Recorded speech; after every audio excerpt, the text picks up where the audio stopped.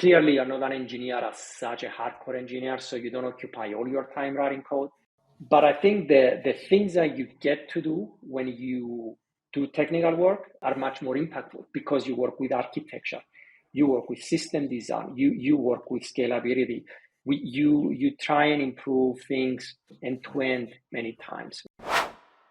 We have some sort of onboarding list if you want. So that's like the expectation of what you should be able to do in your first month, in your first 3 months, in your first 6 months. Polis Pilavas is the VP of Engineering at ChartMogul, a leading subscription analytics company. Now, before Polis was at ChartMogul, he studied in the UK before being a software engineer in different parts of the world, including at Facebook in Singapore. So how has he done it? How has he made himself such a successful technical career, rising the ranks? And what can software engineers do who want to make that next step to technical leadership? And then once you're there, what can you do to be the best engineering leader you can be? Polis is a super smart, switched on person, and I really tried my best to keep up with him. So I hope you get some enormous value from this conversation. I really enjoyed speaking with him. So without further ado, I'm Alex Bloisey, and this is the Building Our World podcast. So Polis, welcome to the show. I'm live in London this week and you are in Cyprus. How's things? Things are great, Alex, and thanks for having me. Looking forward to it. No problem at all. We're just talking off air about how you have teams now in Asia and in Europe. Most companies still, I'd say, stick to like one location. Even like these remote distributed teams, I would say, are still pretty rare. Not rare, but maybe I think there's more people still sticking to locations. So what was like the thinking behind having a teams in Europe and teams in Asia? Yeah, sure. It's a good question. Look, I think some of it was just the result of organic growth, and some of it was obviously more recent hiring. When I joined a couple of years back, we didn't really have a restriction as such in terms of where we're hiring.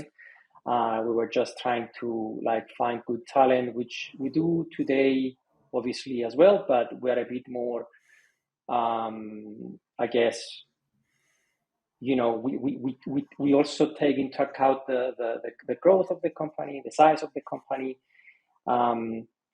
So today, when I look at the org structure, most of backend is in Europe, if not all of it.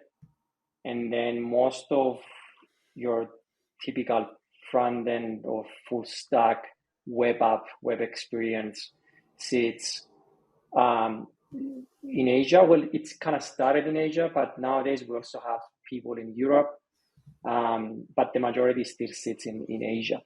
I think that works well, and we try to be a bit more intentional about it because these two larger pods of engineers, they tend to work mostly in silos, right? They operate in parallel, but then when the time comes to actually start putting pieces of the puzzle together, you know, we still have good overlap. It's not that far off, really. It's not like we have people in Canada and the Philippines, right? We're talking about, you know, 4, 5, maybe 6 hours tops. Was it intentional to have? Sorry, was it intentional to have front end in Asia and back end in Europe, or was that for a reason, or did it just kind of happen? Honestly, I think it kind of happened initially. Like most of front end started sitting out of Asia. And then we tried to actually invest in that. So we kept hiring and we were a bit more strategic about investing in that part of the world. Like it made sense. Yeah. And it also had good overlap in terms of time zones. We literally had engineers mostly working around the clock in terms of coverage, right? Because when someone goes to bed, someone else comes in online, and we had good continuity with that. Today, we are a bit, like I said before, we have some more regional restrictions, or I guess geography restrictions, with exceptions, of course. But we try to we've seen the benefits of having one pod in Europe and one pod in Asia, and how that helps the company. So we try to invest and do more of that. Interesting. Is there any is it a headache legally in terms of contracts, like people paying taxes in their countries? Because that's always the first objection, isn't it? When I still work with a lot of companies that are location based and will only hire, relocators rather than remote from anywhere. So was there any legal things you had to jump through first? Yeah, I think that's always a bit of a logistical pain, honestly. And then for a lot of our people, this might be their first gig as a remote worker, right? So a lot of the times, you need to give people time to understand what that means in terms of doing taxes. Some of them need to set up their own like B2B, sort of entity, like for taxing. So yes, that is always a bit of a pain, but I think the more of that we do, the better we get at it. And I think today the company is like 70-ish people or so, and I think we've have good experience hiring in most countries in Europe and lots of different places in the world. So I don't think it's as big as a problem as it was. The challenge is today that some countries keep changing their tax regulations, right? Especially for contractors and things like that. So that's when things get a bit challenging. But for the most part, I think we're doing a pretty good job with that these days. I think it's just a process, and I think a lot of companies have always done, say, relocation or remote. So obviously I work with a lot of companies in Germany, and a lot will say relocation or remote from within Germany, and then some say remote from Europe. But in terms of remote globally, that's where some companies don't like to make that step. What about with being that remote company? In terms of training, so are you just looking at seniors, people who can just crack on? And how have you navigated that particular issue? Yeah, that's a good question, actually. And it's something that we spent some time, mostly last year, thinking about it. And last year, because we grew our teams quite significantly, we started new teams altogether. And while going through that period of growth, we were also contemplating whether we should start investing in more junior roles. Traditionally, for a remote role, you'd be looking at more senior people, right? Because starting off as a fresh graduate, it's not exactly the best environment, asking someone to work from their home office or whatever. At least that would have been a bit of a disaster for me. So we prioritized mid and seniors, and then at some point we realized that some of our teams could benefit from bringing a more junior skill set on board, because what happened was we had a lot of very senior folks who just had to do a bit of everything. You had to do a bit of patching, you had to write some new features, you had to do some debugging. And then if a team with 4 seniors, all 4 of them have to do these same things, then you don't really give an opportunity to people to grow and occupy their time by focusing on really important hard problems. So we thought, how about we bring in some more junior skill set?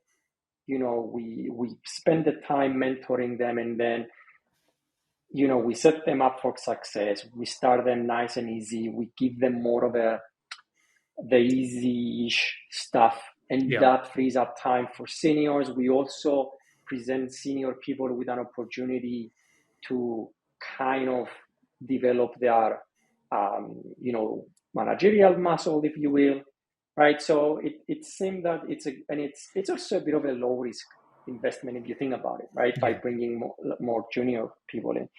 We did that for a couple of our teams, and I have to say it's been working nicely, but I wouldn't really pivot towards doing a lot of that. I think you need to be very measured, you need to be very careful.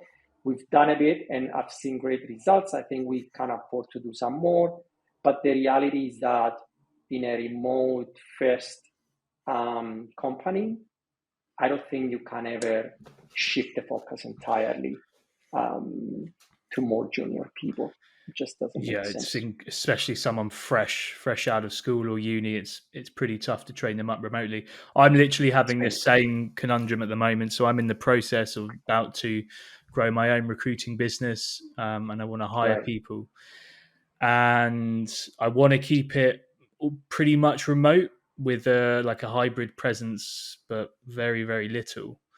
And I do think hiring a graduate, I don't think would be the way to go. So I'm focusing on sort of the mid-level people, and also it's different. I suppose it's different because it's sales, and it's hard sometimes to track what people are doing and the quality of what they're doing as well. But coming onto that with engineers, I really should know this. Maybe I haven't asked this question before, but I mean, how are you tracking the output of your engineers and their quality? I'm guessing you obviously see their code on a regular basis. Yeah, obviously that's there, but I think that's a very simplistic view of assessing quality and performance. So we try to look past the numbers. What you could have, and I think it's a difficult business to be in, subscription analytics. There's a lot of business logic. There's a lot of complexity.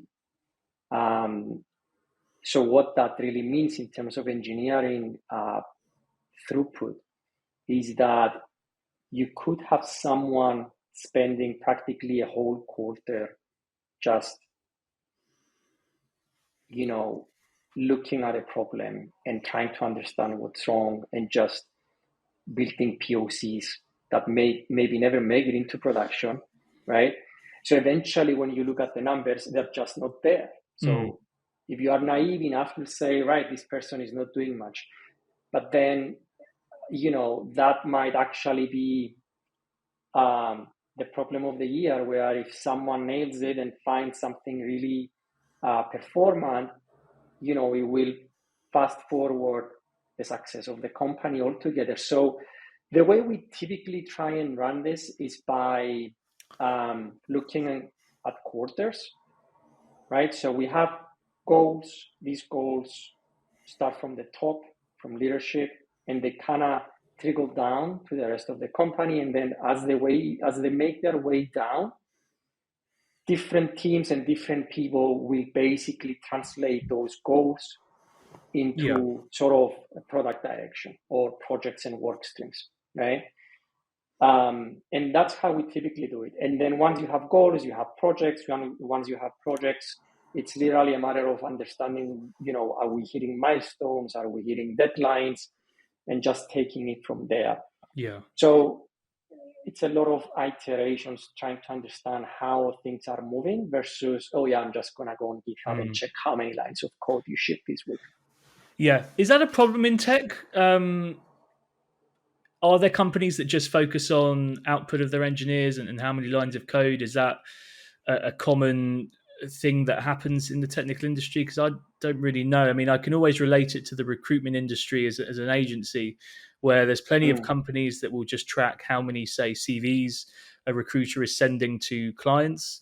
And obviously, again, that's not a good track of quality because it depends what's in those CVs. So I don't know if engineering has that same problem or culture. I think when you look at that metric in isolation, it becomes problematic. It's not a good signal in isolation. It's a signal, absolutely, especially for more junior people, because you don't expect them really to spend much time in design and architecture, right? The kind of things that require you to do less coding. Mm. You're probably going to be doing more debugging and fixes and stuff like that. So that's more easily measurable. Yeah. So sure, absolutely, you should look at it, but not in isolation. Are there companies out there that still overly obsess with those numbers? Yes, definitely. And I think that's a problem. I think that's one-sided, and I think it also, then it kind of becomes this moving target where people will just try and push code just for the sake of meeting my quota or target, whatever you want to call it, right? And then we're kind of missing the bigger picture. So yes, it's a metric, but I like most metrics, is just the guideline, and I think it only makes sense when you put it alongside a bunch of other signals. Interesting. Yeah, I've never explored that before, but as someone who recruits software engineers, I should probably know more about that. I wanted to come on to you. You built some engineering teams, especially last year. Your tech department at ChartMogul went through a fair chunk of growth, especially doing that last year would have been tough. It's still tough, but 2021 was absolutely crazy for software engineer hiring. And I think we're seeing some of the fallout of people just going a bit too overboard now with various bits of layoffs. One thing I've always wanted to know as a recruiter is, how do you know how many tech teams you need? How do you know how many engineers are needed for the headcount? Because I always have meetings with companies, and it's usually their internal talent team, and they give me a number. And if the number is 100 or something beginning with 0, a very convenient round number, a few red flags start to appear for me, because I think someone's just plucked that out the air. So when it comes to your own planning, where's the starting point for that? Well, I think it's a combination of looking at what we want to do and we can't, because we are short on staff, and then the kind of things that we want the company to be able to do in the next, say, 12 months. I think being a startup, you do your planning, but it's such a dynamic environment that if I sit down and try and plan what hiring will look like, say, 3 years from now and 4 years from now, I think it's just a waste of my time, right? And then we are also very measured with our approach. So the way we approached this was, right, how much stuff do we have in our pipeline today? How much stuff do we want to do? Do we think we should be doing? It's like, 10 mid-sized projects a quarter, whatever. And it's like, okay, how many can we actually do? And we're doing 6. And then basically you try to get a sense of how much extra time or development time you'd get out of a mid engineer, let's say, a mid-level engineer, and then you then try to extrapolate the numbers. So I don't think I've ever went back to leadership, like the CEO or occasionally people we work with in terms of recruitment, and be like, I need 50 engineers. I don't think I've ever asked more than 2 or 3. And that's like, right, I think I need 3, but let's try and find 2, right? And then we take it from there. It's also a problem where if I bring too many people on board together, then I'm going to have a hard time balancing, product development with onboarding. So I also want to be protective of the team's time in that sense. So it really is an incremental approach where we are trying to be conservative. We see how that goes, and then we keep pushing. Okay, brilliant. And how are you assessing these engineers that are coming in? What are you looking for? It's something I talk about a lot on this podcast. What makes a great software engineer, and how, as a hiring manager like yourself, how do you get that out of people in the interview? Yeah, that's a tough one. Look, let's start from the interview itself.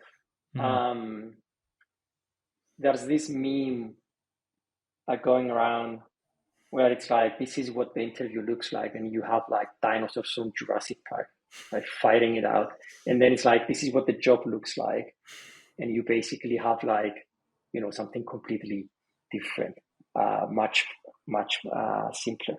So we try and run the interviews in a way that actually reflects the work we expect someone to come in and do. We try and assess you against the actual responsibilities and expectations we're going to have from someone coming in at your level.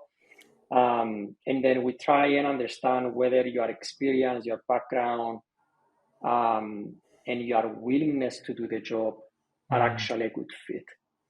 The technical round is more along the lines of discussing actual problems that we're dealing with and just trying to get a sense of how you would approach them, how you think about a problem.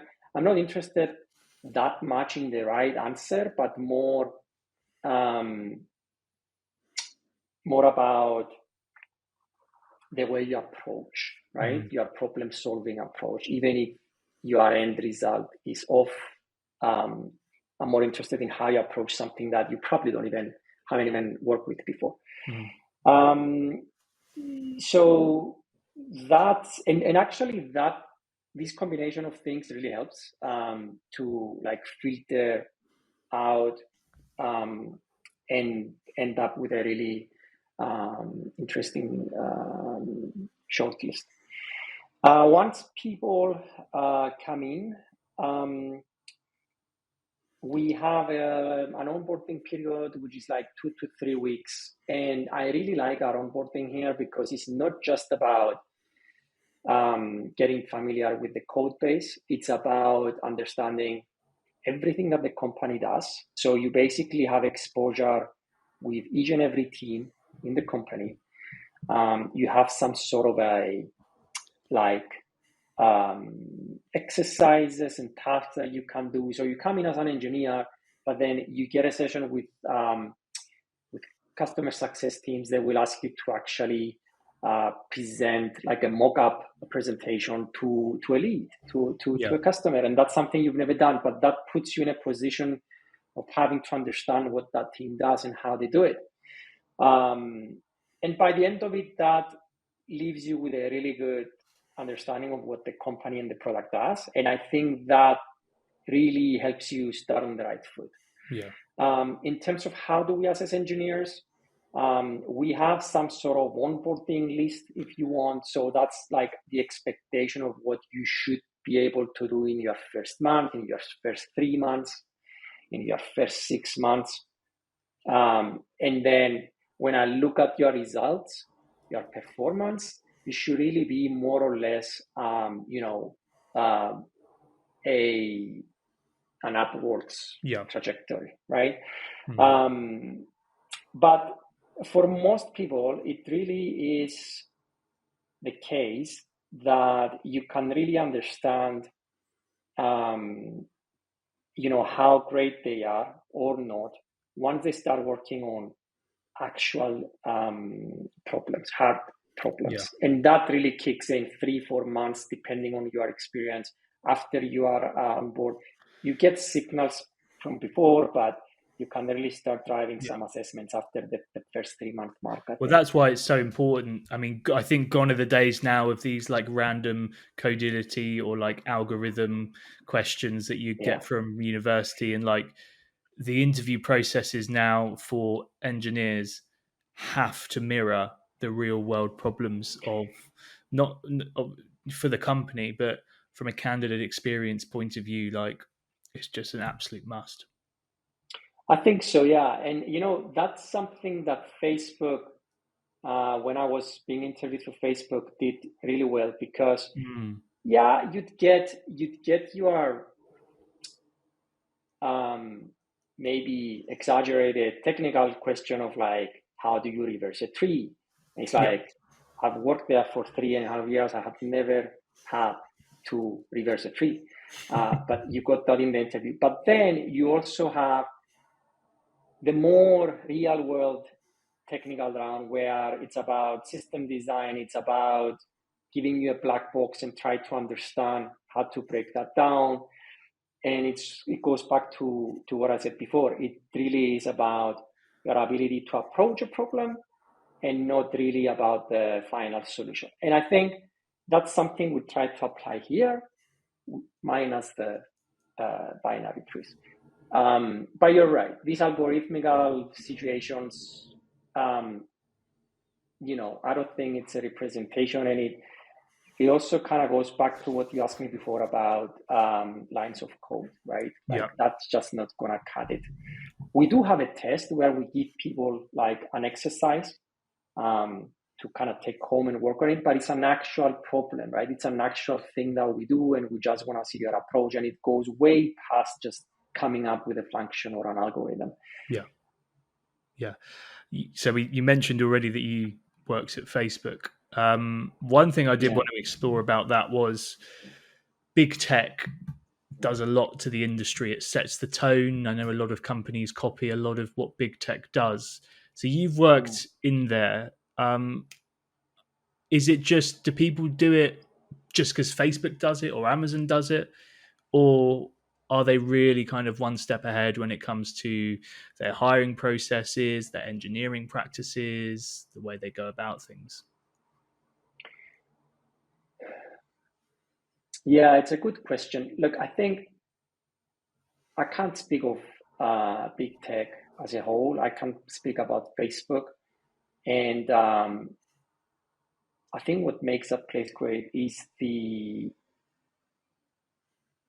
quality of the people themselves. I think that company tries to bring in very bright people. And when you have a lot of bright people looking at one very specific problem, chances are you're gonna end up with a good solution. So the way they approach everything, including the way we hire, the way we think about processes, the way we run our teams, a lot of it is very original, and a lot of it is, well, actually, let me rephrase that. I think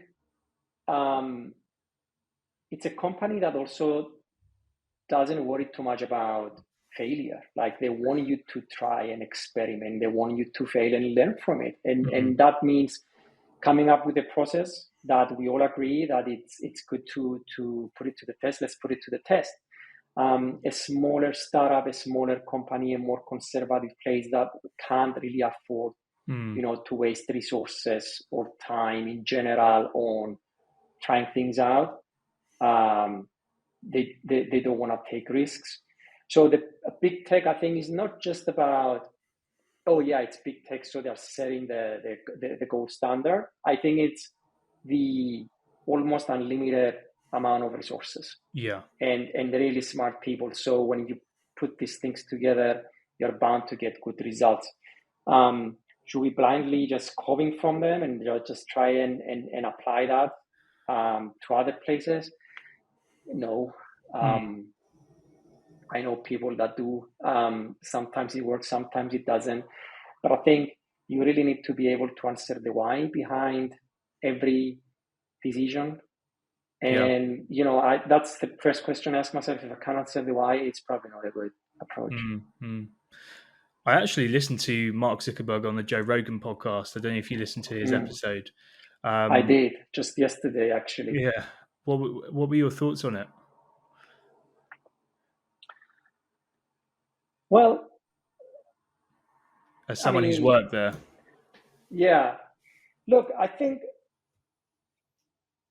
a lot of people, especially when you go on Reddit and social media, they're like, oh, metaverse is just a fad and it's just another way to run ads and all that stuff. Honestly, I think Zuckerberg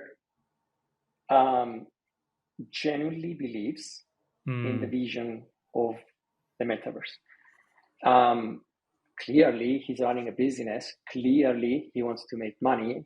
right? It's like a for-profit corporate, but I don't think he would have invested his whole life in doing this. He's And eventually, prepared. He's prepared to lose a lot of money for a long time pursuing this. That's what I got from absolutely, it.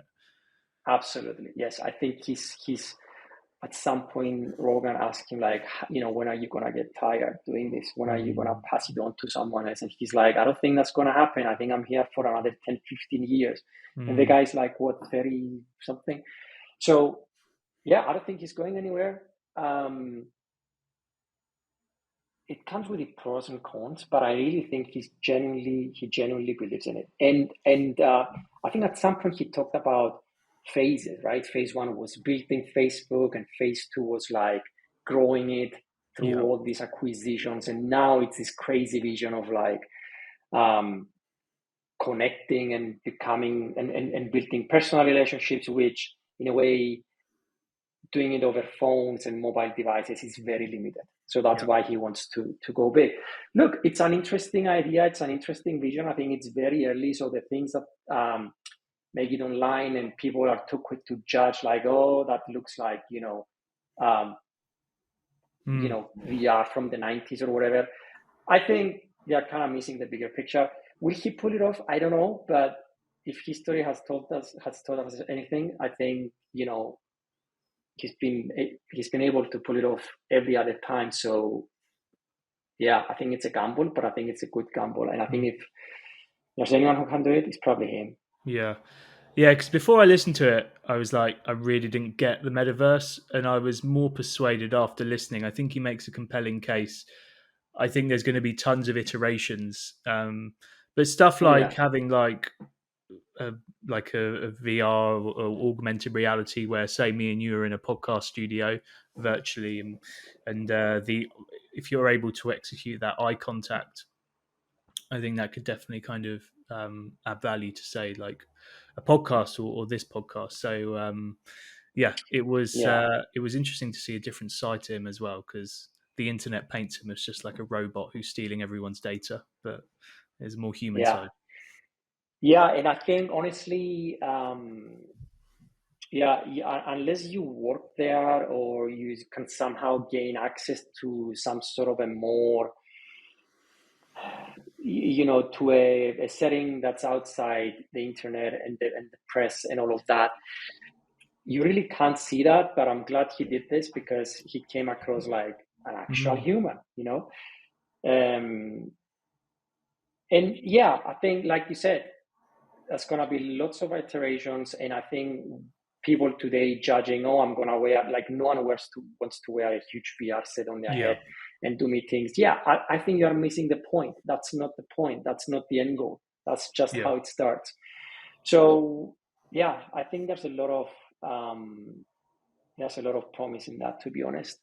And I think it's also in some ways, when the internet as we know it back in the 90s started, when a lot of people were like, I don't even know why I need this, right? And then eventually it's like everyone's on it. I think it's a bit like that. I think it's just the stuff. Because I'm very like skeptical about obviously metaverse, Web3, crypto as well, and stuff like that. But then you never want to be that guy in 20 years time, because people always dig out articles from the 90s of the internet's just a fad and it's a passing thing. And I think maybe we're going through some of it probably will, but I think the foundation of what this is, I think it's legit. Yeah, absolutely. Well, tech is part of the reason why I started this podcast, was obviously to explore people and their stories working in tech who are pushing the frontiers forward. With yourself, why did you get into tech? Were you always going to be a software engineer? How did this all pan out? Yes, it's funny. We were talking about that with my wife the other day. Like, if you could choose all over again, what would you do? And I think I'd do the same thing all over again. I mean, I started having an interest in like software and stuff as soon as someone put me behind a screen. I was more interested in understanding how that works versus just playing the thing, playing the game and stuff. That's Um, interesting. Not yeah, everyone's like that. yeah, probably. But that's how it was for me. And then, that was early teenage years. And then by the time I finished school, I was pretty set on the idea that this is what I want to do. And yeah, so I guess for me it was more traditional in the sense that I studied the thing and then I started working as an engineer, and then that kind of validated my expectation of what this thing is. And that's also why I had a bit of a gap between my bachelor's and master's, because I wanted to like get a chance to work as an engineer and see, is this actually what I think it is? Yeah. And then I did that for a year or so, and I'm like, yeah, that's good. I want to go deeper, and then I just kept pushing from there. Okay. When you were at school, how was it taught? 'Cause I had someone else on the podcast, Mm. and I think that they were in sort of it was like the late 80s. They were in school, and interestingly, then computers were taught like the back end of it. So obviously, the way I learned IT, it was just all consumer. So how to use PowerPoint, how to use Right. Excel, Yes. but interestingly, when computers first came in, people were taught the back end of it, how it actually works in the first place, and obviously that shifted during the 90s and into the noughties. So how did it come for you at school? I was, I think I was going through the change of transitioning from the backend to like or if you will, like the hardware to the software in a Yeah. way. Um, and I still remember the very first session, like programming session we did back at school, which was basic, not visual basic, just basic, right? So it was just typing like go left and Yeah. go right and things like that. But that, at that point, being able to do that in a school setting, I'm like, it blew my mind. I'm like, this is exactly the kind of thing I want to do. And it also made me realize that, you know, I, I just, I was actually a better student when I was studying, computing versus studying anything else. And that has to do a lot with like, I actually enjoyed learning about it. And that was another like of a trigger, if you will, that, okay, I probably this is what I should do because, I'll probably be better at this than anything else. Mm. So yes, I think I was right on the cusp of moving from like backend to um, um, well, not backend, I guess more hardware and Yeah. into software, but I never like all this focusing on like how to do word processing and Excel. Like I was never there for that. That probably came in Mm. after I finished school, to be honest. And how much were you doing as a hobby? A lot of it. Mm. Um, a lot of Everyone it. says that. Uh, Everyone says yeah. that because obviously I interview established tech people. They all say the same thing when it comes to outside the extra stuff. Yeah, and it started as a genuine interest to understand more. And I really felt when I first went to college and we started, I think the first language we did at college was Pascal, right? Which was like a more non-visual. It was like the foundation of Delphi, if you've ever seen that, like Windows programming mostly. Um, anyway, but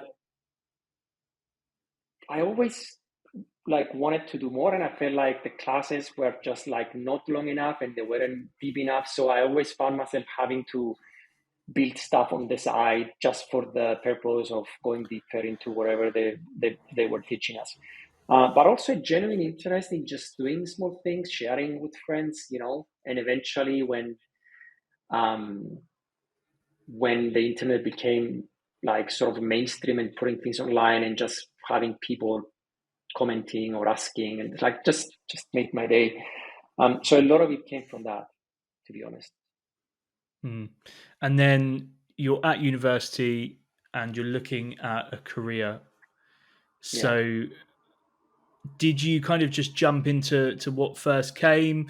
Did you have an idea of what programming languages you wanted to pursue? Because I know with myself, when I was back in the day doing a lot of stuff in England with graduate engineers, there was a big Mm-hmm. emphasis on what the language should be, because it got to a Yeah. point where certain languages at that point were more in fashion, more in demand, and people were kind Yeah. of trying to pick the best one. So what was it like for you back then? It was all about Java back then. Mm. Java was the big one. And I moved into Java after having studied C++. So it was like such a pleasure doing that. And Everyone then, hates C++. Obviously, I can't code. I don't know, but everyone always slags it off. well, it's like you're just learning how to drive, and they put you in a super car, Yeah. and it's like there's no speed limits, multiple lanes. You can go crazy, but you don't really know what you're doing. So lots of power and lots of opportunity to shoot yourself on the foot. Um, but it was fun. Now, I remember wanting to focus on game programming and antivirus software Yeah. security as a whole. Um, I was really fascinated by both aspects back then. Um, but I think at some point, and I think this came about when I actually finished my bachelor's and I came back here for a year and worked for a year, and I was building some sort of market research software, statistical packages. So nothing to do with obviously the two things that I was obsessed with. But opportunities back then, they were also very limited. So So I what got year was into that, this? and this was 2004, 3, something like that. And I came back to Cyprus for a year, and I Hmm. think that's really that it kind of set the tone, right? Because I didn't pursue an opportunity in the UK. I could have actually, but for some reason I felt like, yeah, I'm gonna go back home and see what happens. And then I found this job. It was the first, you know, professional job, and I'm like, I'm gonna give it a try. And it's not like I fell in love with it, but it gave me a reality check in the sense that there's probably a much bigger market for engineers in the corporate world than going really deep into games and antivirus. And that's probably something I can do as a side project and try and learn more. But then soon after, when I started working full time professionally, I realized that, okay, I'm going to give that a rest and just focus on this. And then I never went back to it, to be honest. Um, but I think that's also why when I went back to do a master's degree, even though initially I wanted to do like something on um, security and stuff like that, I ended up just doing a more advanced computer science degree, which was Yeah. like just going deeper, but on multiple levels and just picking one thing and go really deep, right? And I think that in retrospect, maybe not um, super fun, like building games and stuff, but it kind of helped me um, start on the right foot in the corporate world. And I Yeah. and I knew back then that that's probably gonna be how I start this. Mm. So that's why I did it. And then obviously you worked your way up the ranks in that position, and then eventually moving on to Facebook and now ChartMogul. But I wonder if Yeah. I'll get an answer to this question. But I know engineers who are at Facebook, and I've worked with some, Yep. um, and they are very, very, very good. When did you realize that your abilities were above the average when it came to software engineering? Yeah, that is an interesting question. I have never realized that. I'm not gonna lie. I Hmm. don't think I thought you I have might say that. extraordinary ability. Well, I mean, it's the honest truth. Yeah. Um, and I'm not gonna lie. While going through the rounds, at no point during those interviews I felt like I got this. You know, I'm being hired. Up to the very last minute, I wasn't sure. And just because I was hired, it doesn't mean that I'm like this extraordinary, you know, coder. Hmm.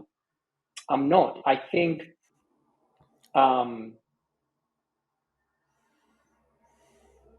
being a hiring manager myself at Facebook, there's a lot of things that come into play when you assess a candidate. And obviously, the skills are there, and that's why we typically ask hard problems. It's not so about, hey, um, we need to ask you, we need to give you a real world problem. Yeah, I mean, probably we should, but it's also about, we need to give you a hard problem that maybe you'll never get to do in the real world, but we just want to see how good you are in a way. Yeah. So that's there, but that's probably 50% of the equation. The rest of it is the attitude. Are you a doer? Are you a critical thinker? How do you approach problems? So there's a ton of different values and signals that we used to look at, and these can actually differ from role to role and seniority level. So yeah, good coder, absolutely. But I'll tell you what, there are so many amazing coders out there that they could build amazing things in big tech, and they choose not to, because maybe they don't believe in the product, they don't believe in the mission of the company. They want to be closer to the action. They want to see the impact of their work and how they push the product forward in a more direct way. And I'm not gonna lie, eventually that's what also drove me to a smaller company. Yeah. Well, part of the reasoning. So, just because someone works in a place like that, it doesn't mean they are these amazing coders. They're very good coders, but I don't think that's just like. Well, there's that debate, isn't there? Because you see people on LinkedIn or their CV go senior software engineer, ex Facebook, ex Uber, whatever. Yeah. And it does put you to the front of the queue. There's no doubt about it. Especially with smaller startups, if I'm working directly with a hiring manager or even an internal talent team, if I'm coming with a CV who's worked in big tech, they're going to speak to them, and it's just the way it is. Does it mean they miss out on other talent? I don't know. Yeah, that's a good point, and it is. And I'm not gonna hide. I have it on my LinkedIn as well, and I think someone might say, "Oh yeah, you're a show off." Well, I think it kind of speaks to the scale that you've probably worked with, right? And the complexity, and that's just true. Like, not many places give you the opportunity to work and operate at such massive scale, and really, really having to think of every single line of code that you're throwing in there and how that's going to impact millions of people. So, if you went through that, I don't think you should hide it. No, absolutely. It's a tremendous achievement to even get through the rounds. We talk about great engineers, and something I've dug into this podcast, especially recently. I speak to people all from tech in terms of different positions, talent, tech leaders, founders, but recently, for some reason, it's been a lot of tech leaders. You get these great engineers, and I did a post about this last week on LinkedIn actually. And I speak to so many. I went to breakfast. I was in Berlin last week. Went to breakfast with a really great senior engineer. He's like a hands-on lead engineer, and he basically said to me like, "Alex, I don't really know what to do in terms of the next steps of my career. I feel like I've achieved everything. I've built a lot. Technically speaking, I'm pretty sharp. So right now he kind of mentors people technically and does the architecture and things like that. He knows the only thing he can really do now is to add people management into the mix, but he does not want that people management to basically sideline all this great technical expertise that he's acquired um, Yeah. over the years. I mean, how much? I mean, obviously you've gone down the management route. So did you Yeah. come across this problem at all in your career? Oh, yeah, absolutely. And I think for someone who's about to consider switching, there's this big fear of, it's like you're seeing yourself in a year from now and you think that you'll just be doing spreadsheets and like, writing performance reviews. And I mean, some of it is there. Yeah. But I think from my experience, having gone through it myself and having mentored other people through that transition, it's important to, first of all, build like this kind of safety net for people to make them aware and make them understand that I think you have the skills to do it, you should do it. And if it doesn't work out or if it's not what you aspire for it to be, you can always go back to just being a great engineer, right? But for the most part, honestly, 8 out of 10, people are very surprised and they soon find out that it's much more than what they thought it's going to be. And it's much more impactful because, first of all, you don't really stop coding. Clearly, you're not an engineer as such a hardcore engineer, so you don't occupy all your time writing code. But I think the things that you get to do when you do technical work are much more impactful because you work with architecture, you work with system design, you work with scalability. You try and improve things end to end many times, right? And you look at really hard problems that probably not a lot of other people can take on at that point in their career. So that little contribution that you're gonna have through a brainstorming session, through a code review, through a design, that's gonna have a much bigger impact than being just an engineer. Yeah. And I think you can mentor people at scale through technical leadership. You can lead by example, and a lot of these things happen or come into play when you transition into a manager. So it's a common misconception for many people that, oh, I'm gonna stop coding and and I really think that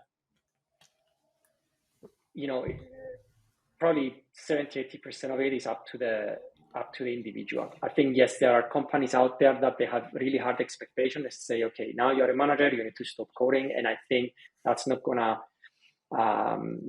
take them far. I don't think you're setting people up for success when you're being so, top down, and you need to give people the ability to figure it out with the right level of support. So yeah, it can be a frightening thing to do, especially if you've never done it before. And for me, it was a bit different though, because I happened to be an engineer, and then my boss left the company, and then I happened to be the most senior, the more tenured engineer at the time, and they're like, "Hey, how about you be a manager?" And I'm like, but do you think that's the best way to do it? Because I mean, obviously, it worked out great. Because the best engineers don't make the best managers. Obviously, it worked out great for you. Is there a better way? It did. Well, yeah. Like I said before, I think that like the way it happened to me, it was really bad. I mean, it was just it just something. It was a need. It was a business need, and I happened to be there, and I happened to just be willing to try it out. But I went through the notions of like, I'm not sure I'm cut out for this, you know. And it's only after I really started working with people and seeing like a team that you build from the ground up, hitting goals and delivering great software, that you get to appreciate what that really means. I think the better people is to actually work with people, be close enough to people to understand their passion, understand their skills, and work with them to present them with the right opportunities to do that. And many times, like a few of the leads that we have today, they didn't even know they're gonna be good leads. So I think you need to be on the lookout and spot those attributes, right? Those traits, and be like, hey, I think you'd make for a really good lead. How about we give this a try? And then you'd be surprised at the result. I think that's a really good way to do it. I'm not sure if that's the best way, but I found that to be a really good way to do it. So when you say traits, is that people looking to take ownership of projects, mentoring even when they're an individual contributor? What are you looking for there? Yes. First of all, stepping up, right? Wanting to operate at the next level, right? Having an understanding of how stepping up solves problems for multiple teams or people. Having an ability to see things end to end, to see the bigger picture. Having an ability to understand how your work directly impacts the output of the team. Wanting or taking pride and a sense of ownership, holding people accountable, caring about quality, really caring about others and how well your team is doing more than how well you are doing. I really think it's these kind of qualities that end up making the best leaders. And like I said, many times people can't see that. They do all of these things and they're like, no, I just want to write code. It's like, man, you're really missing out. We should give this a try. Yeah, so I really think you need someone who can actually spot that and make people aware, because it's not the case that everyone can see that, right? Yeah. I never thought I'd be any good at this. Again, it happened by chance at the time, and I'm glad it did, but it could have been really bad. Well, the impact you can make is immeasurable. There's only so much you can do on your own, but with yourself, you've gone from engineer to lead to now like a leader of leaders. And you've progressed a lot in your career. You've worked at some great companies, achieved a lot. Why do you think that is? And when I say that, I always try and dig into, I don't know, maybe your childhood or growing up. Did you see yourself, say, having like a higher work ethic than your peers? Is there anything you could put your finger on, do you think? I don't think it's that. I think honestly, the places I chose to go and work for, I really felt like, well, first of all, I like the product. I like the challenges and I like the mission of the company, right? So if someone at the company can explain these things to me, I'm sold. Now, if these things are there, I think you're going to have my full attention. You're going to have I genuinely want to get up in the morning and just do good work. And I genuinely want to help build a great experience for our users and help the company progress and all of these things. If some of these things are not there, you're probably not giving 100%. Yeah. Right. And that in the long term probably means that you're going to start looking out there elsewhere and you're not sure. And And I think there's also an element of luck. I'm not gonna lie, like being at the right place at the right time, having good mentors. Um, but I think a lot of it is perseverance, like trying to see past the obstacle, try um, to turn a problem into an opportunity, right? And just um, look at the positive side of things and look at like what this could be versus, oh God, how terrible this is.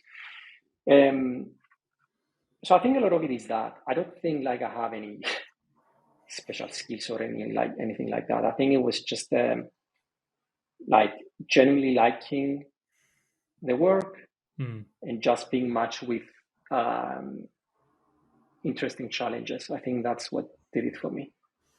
And what does the future hold for you? What else do you want to achieve? Because you're still pretty young in the grand scheme of things. Oh, thank you, Alex. Well, you look Um, young. You might be really old, but you look young. all right. Yeah, that's a good point. Well, I don't know. I mean, for now, I feel like I'm barely done with like phase one of what I really wanted us to do at ChartMogul. So I think there's a lot of opportunities to keep pushing this product forward and make really great things at the company. If I look at it from a personal perspective, what do I want to do? I don't know. I've always thought that at some point I would like to do something on my own. And I've never, maybe never found the right idea or never like really took a chance at it. But I think the older I get, the closer I get to probably trying to do something like that. But the one thing I'm sure about is I don't think I'm gonna go back to big tech. I don't think I'm gonna go work for a big corporate. I kind of like the the work startups, probably even early startups where you have the chance to build something from the ground up altogether and not just work and teams and processes and scale products. Or just more of the same. Honestly, I'm enjoying it. I'm having a good time. So I don't know, something along those It's lines. interesting what you say about building something yourself. I mean, your profile would be the absolute ideal technical co-founder. If there's like someone in the business world who has an idea and then needs to bring someone on board with them to execute it, that would obviously be Yeah, keep absolutely me ideal. keep me in your book, Alex. You never know. Absolutely. There's always plenty of stuff going on. It's crazy the amount of ideas Yeah. that get put into reality, and that's what's great about tech as well. But we will wrap up there. Wow, an hour has flown by. I know it's always a good episode when I don't even look at the clock. So thank you so much, Polis, for coming on. Anyone listening, go check out Polis on LinkedIn. Go check out the great stuff at ChartMogul as well. They've got some blogs as well, but they're building something really great there. But thank you, Polis. Thanks, Alex. I really appreciate having me. All the best. Thank you so much for listening to the Building Our World podcast. Every view, stream, and download is massively appreciated.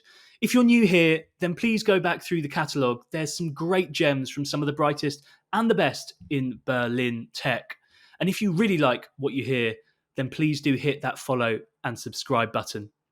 That's it for now, but until next time, goodbye.